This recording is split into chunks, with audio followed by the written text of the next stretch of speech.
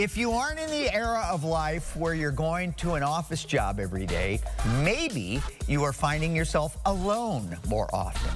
Now, there's a lot of conversation right now about an epidemic of loneliness, and that's important.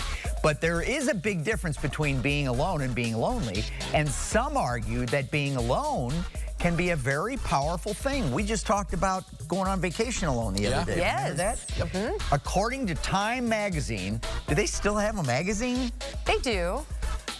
Quality solo time can boost happiness, curb stress, and improve life satisfaction, as long as you also have a strong social network to access when you choose to be social.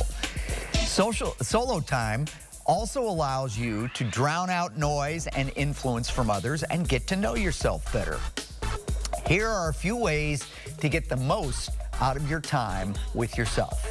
Number one, start small, like going to a park alone rather than an international trip. I do that occasionally. I go down to Rockwoods and take a walk by myself, or maybe with the dog, which is like being by myself. Have a plan. This is number two now. Have a plan. Research ahead of time to know exactly where you're going to go. For example, find that restaurant that has a cozy window seat. Number three, bring a distraction. At first, keep a book handy until you get more comfortable with engaging with your surroundings. We're not talking about your phone. Don't think of your devices as your backup. And finally, number four, lean into moments of connection.